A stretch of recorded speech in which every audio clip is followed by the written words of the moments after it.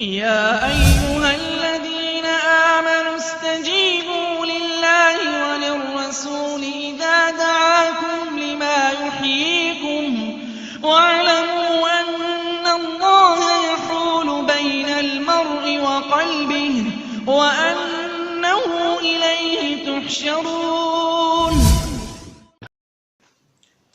بسم الله الرحمن الرحيم. الحمد لله رب العالمين والصلاة والسلام على رسول الله صلى الله عليه وسلم. السلام عليكم ورحمة الله وبركاته. abatulaba mwenna jemuli ku support Islam in Uganda. Olunaku olwaleero tulinawo Sheikh waffe Abdulrazak Mutebi era mu mpewo za support Islam in Uganda. Sebo wekitiibwa tusanze okulaba sebo wekitiibwa. Assalamu alaikum wa rahmatullah. Wa alaikum assalam wa rahmatullah. Tukusanyukidde nnyo sebo wekitiibwa, weebale nnyo okubeera nti ojja onyumye olunaku olunyumidde. Barakallahu fik wa fikum. Insha Allah taala Sheikh munange tukusumbuwa nnyo tukuyita ntukuza naye nga ojja tusonyiwa ku nsonga eyo. Olunaku olwaleero sebo wekitiibwa mbadde nsaba awalan mwayinza okubeerayo abatakumanyi obeeyanjulire, oluvannyuma tubeere nga tuleeta ekibuuzo ky'abatulaba kubanga balina ekibuuzo nsonga nkulu nnyo sebo wekitiibwa. Alhamdulillahi rabbil alamin alladhi manna alayna al-islam wa sharrafahu ala sa'iri al-adyan wa salatu wassalam ala Muhammadin sallallahu alayhi wa sallam. Amanya gange nga bulijjo mpitibwa Abdulrazak Mutebi, omu ku baweereza ba support Islam in Uganda. Era mpozi olwaleero tukomyewo mu studio yaffe okubeera nti tubaako bye tuyiga biidhinillahi subhana. Owekitiibwa, kikuyisa kitya buli bw'obeera nga kugamba tukusumbuye okujja eno? Tekikuyisa bubi nnyo? Ekigambo ekyo saagali ddala kiwulira mu matu gange.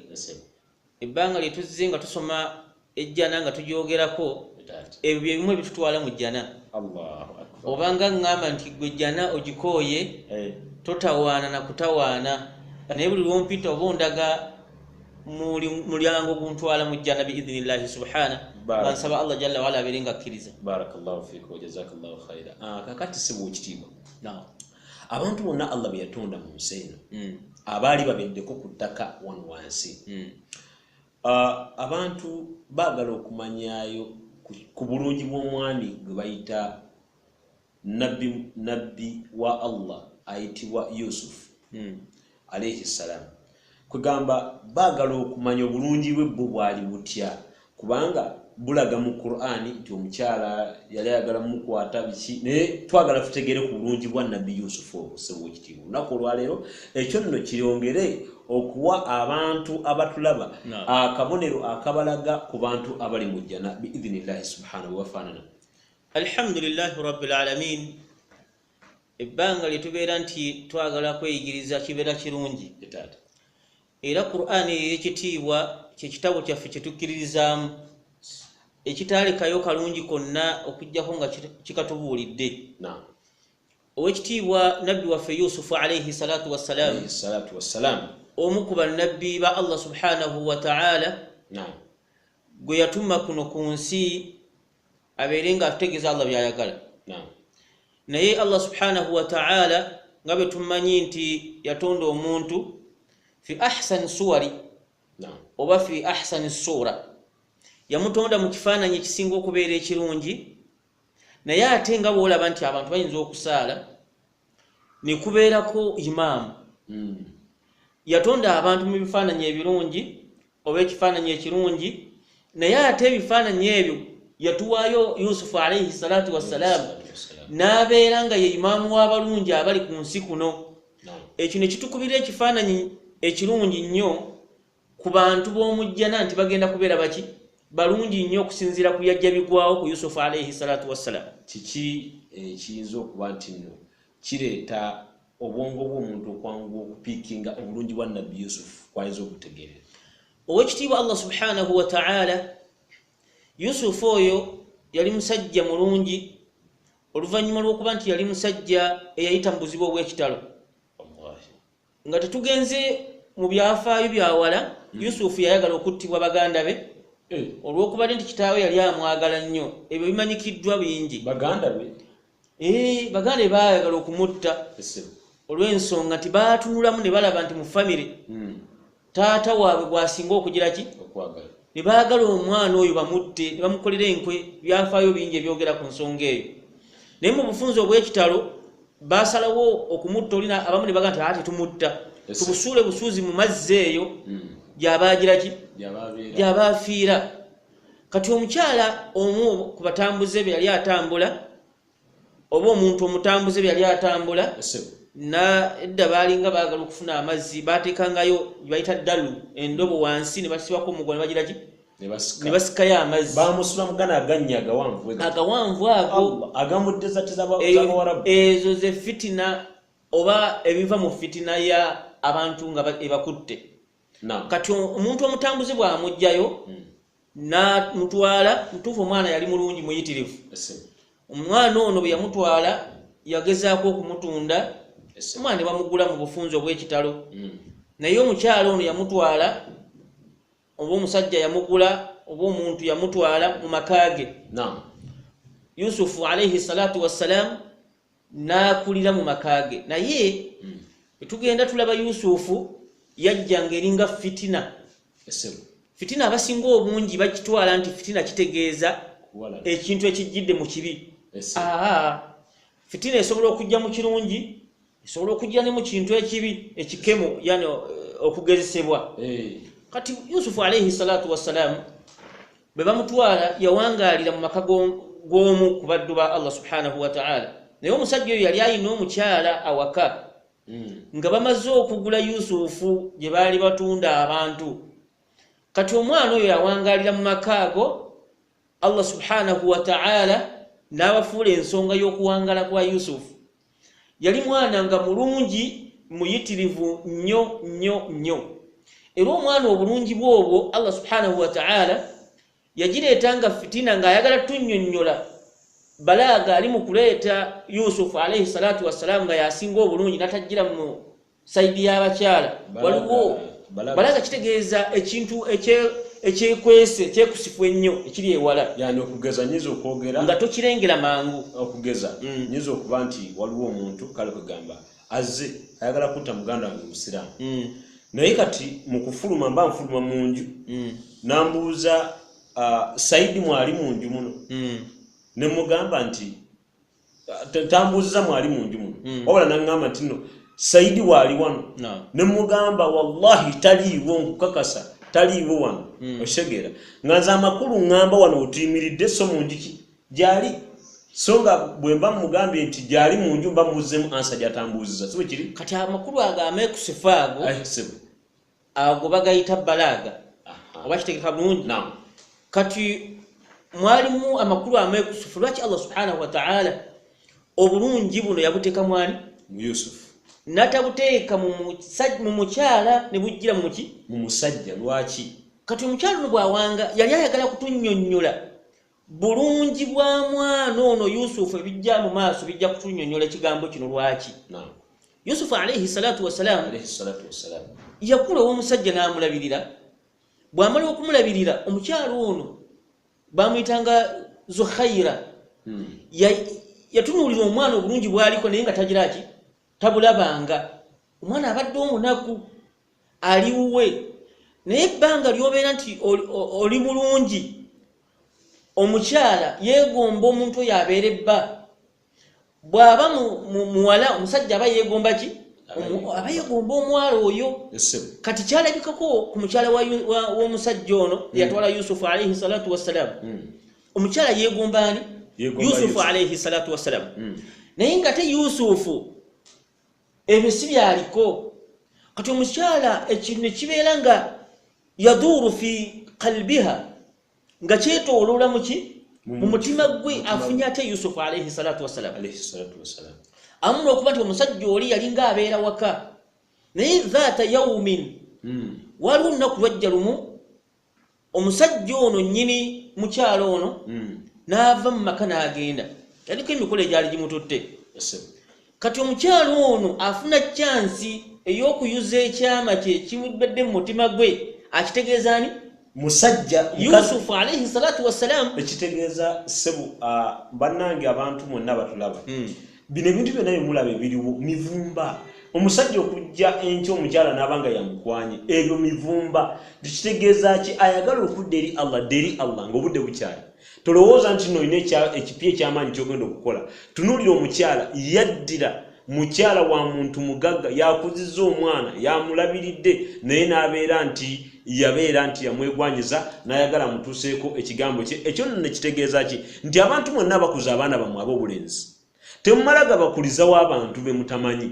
Omuntu yadde omumanyi tomala gakulizaayo mwana kubanga bujja ku kyenkya omwana ayagala omwekola ki omwetwalira kyokka nga mwana yamukuzizza ewaka kubanga mukyalo ono mwana yandibadde nga mwana we si bwe kiri naye yatuuka ekiseera n'akola ki n'amwegomba ng'ayagala kuwangala naye sebugenda mu maaso wekiri. Omukyala Yusufu yali aweza emyaka 17 essebo avudde mu kiseera ekizibu ennyo naye fakadi razaqahu Allahu jamalan.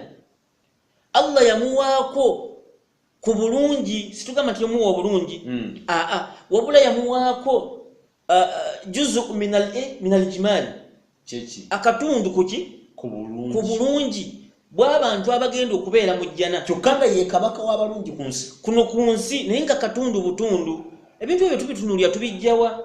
Omukyala ono yali mukyala wa musajja wa kitiibwa naye bw'afuna chance omusajja n'afuluma bbaawe agamba omwana ono yagamba nti hiita lak Allah yatunyumiza oba haita lak yamugamba nti Yusufu olaba otya mu butuufu njagala okutegeeza Yusufu obadde owangaalira wano naye nga siri mutebenkevu siri mutereevu. Yusufu mu njogera ennyangu bagamba nti wankuba dda mu Luganda oba enjogera y'ekivubuka tiwangira ki wankuba dda. Kitegereka bungi buli awulira ekigambo kino aba akitegeera amakulu aba ayagala ki muvubuka oli. Yusufu amugamba nti la ma'aadha Allah innahu rabbi ahsana mathwaya. Kigambo kinene ky'oŋŋambye ekigambo kinene innahu rabbi ahsana mathwaya. Agamba nti ntuufu neewogomeri Allah subhanahu wa ta'ala Allah ntaasa. Ekigambo ky'omukyalo nkyagira ki kuba amaze okutegeera omukyalo olwo takyasalikako musale. Lwaki alabye omusajja afulumya agize ki agenze balimu babeka balimu babiri. Omwana mulungi omuganda bwaba annyonnyola obulungi agamba bubalagavu. Kyoli omuntu si mulungi muki mubalagavu kiba kitegeeza nti obulungi mulwanu bakiyita fawkal wasfu oba overwhelming mu luzungu ekintu kyo tusobola kugira ki kunnyonnyola oba ntegeka bulungi. Kati omukyala ono agamba Yusufu hitalak mu nsoma endala oba haitalak ezo zombi ensoma nki ntuufu. Omwana agamba nti la ma'aadha Allah ay a'udhu billahi min kalamik nekinjiriza Allah mponye mukyala byagala okugira ki byagala mbikole nabwo nti innahu rabbi ahsana mathwaya. Ku myaka 17 omwana n'agaana abavubuka b'ennaku zino olwo omukyala bw'omutunuulira Allah akola zonna possibilities ezikutula omulenzi akkirize kyagira ki kyayagala naye yagamba nti ma'aadha Allah innahu rabbi ahsana mathwaya. Kati olwo baogera ebyo ebigambo yani Nabbi Yusuf alayhi salatu wassalam agaana okubeera n'omukyalo ono mu mbeera baali ludda wa olwo bali mu nnyumba mu nju. Allah atugamba nti waghallakatil abwab. Omukyala bwe yali ayagala okukola ddiiru yeeno enzigi zonna yazisiba amadirisa n'agasiba n'akimanya nti omwana bw'amusimattuka olwaleero kyazinki efudde n'asiba maki nadda eri Yusufu. Ibn Taymiyyah anyumya bulungi n'atunnyonnyola ti omukyala olwakutta omwana Yusufu bwe bamugambye ekigambo ekyo n'agamba nti ma'aadha Allah innahu rabbi ahsana mathwaya. Omukyala n'alemerako amutadde mu kafunda amutunuza eri Allah jalla wa ala nagasinze kukola kintu Allah alongoosezza embeera gye mbaddemu gye nvuddemu ne ntuuka wano ate mujeemere. Innahu la yuflihu adh-dhalimun. Tayinza Allah kubanga agenda kusanyusa muli azamaanyi nja kuba ndi azamaanyiza mu kitundu ekirabaliga nti agamba omusajja ono amulabiridde mu maka gano musajja nzijeeyo atenzere ku mukazi we innahu la yuflihu adh-dhalimun. Omulyazi amanyi Allah tagenda kumuwa kusanyuka yawm al-qiyamah. Omwana n'agaana. Obadde ogamba Ibn Taymiyyah agamba atya? Ibn Taymiyyah atunyumiza omukyalo ono yatabuka akutta omwana enkwata omuntu gy'ayagalamu omusajja. Omwana agira ki? Kati Yusufu addusa agenze ku luggi, omukyala yakimanya nti omwana olwo n'amugamba ebintu bino kuba omwana alimu eddiini omugira ki? Omulaba. N'ekirala nti senga ye yali akimanyi nti ajja kulemera ku ki? Ku nsonga omwana ajja kufuluma. Bw'anaafuluma ebintu biyinza okuba biki? Kati n'adduka n'agenda ku luggi, omukyala n'alemera amugamba nti ya Yusufu, kale tunulako obutunuzi gyendi. Yusufu agaana okukyusa feesi ye ery'omukyala. Lwaki? Hikima erimu. Nti omukyala engeri gye yali amaze okuba nti asumulukuse, Yusufu aba kukyuka yali badde akuba oba oli awo ebigira ki? Naye ebimulemerera n'alemererwa ng'omuki? Naye yagaana. Kyobanga nti inkana kamisuhu qudda min duburi. Baga nti olugoye lwe lulisenga lwayulika muki? Kubanga olugoye yaluyuza Taymiyyah nga bw'atunyumiza. Nga akayisanganyo k'amaanyi nyamba afukamidde wansi asitusa atuuya nyamukutte nyamba. Omukyala yeyambudde yayambadde. Omukyala ekyo tuyinza kukibuuza nti alya enswera mulamu? Tekisobokera ddala nti omuntu alya enswera noga nti mulalu. Abadan kiba kikutegeeza bulungi nti mulalu oba tubuuzizza. Sajja ali ku nswera alya noga nti oyo mulamu.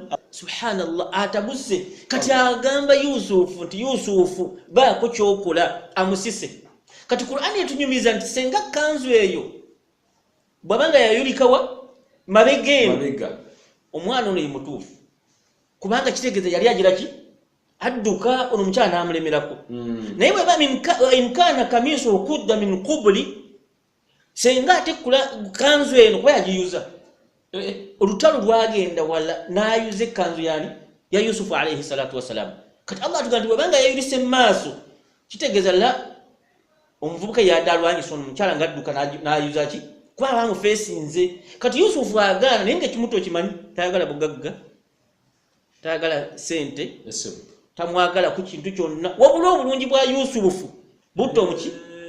Obwo bulungi Allah abutulaga y'ensonga. Bulungi bwe bwali butta omukazi si kintu kyonna nti mwana wa mugagga kubanga balonda mulonde. Okitegedde? Tebamanyi na bantu be. Kati abuuza agamba tisenga omwana ono mufuna nakkiriza olwaliiro kubuno obulungi bwalina omukyalo obulungi bwagira ki? Bigambo bingi nga betujja okugera nga tugira ki? Yensonga lwaki Allah subhanahu wa ta'ala yayagala atunnyonnyola obulungi bwa Yusufu nti bwali buki? Senga yali mukyala nga musajja yakwata omukyala kyali badde kiga nti eyo tabi'i oba mbeera ya bulijjo ti omusajja alina kukwata muki? Mukazi. Naye omukyala yakutte ki? Kiraga nti kyali kigize ki? Kyali kikisose. Kakati sebo wekitiibwa nga tugenda mu kuwumulamu inshallah biidhnillah subhanahu. Kyembadde nsaba butuukomawo olaga abantu omukyalo ono yafuluma atya, omwana ono asimattuka atya, Allah nga bwe yajja nga atunnyonnyola mu Qur'ani inshallah taala. Temuva ku support exam in Uganda. Mwebale nnyo, mwebale ddala. Wassalamu alaikum wa rahmatullahi wa barakatuh. يا من أجبت دعاء نوح فانتصر وحملته في فلكك المشحون، يا من أحال النار حول خليله روحا وريحانا بقولك كن.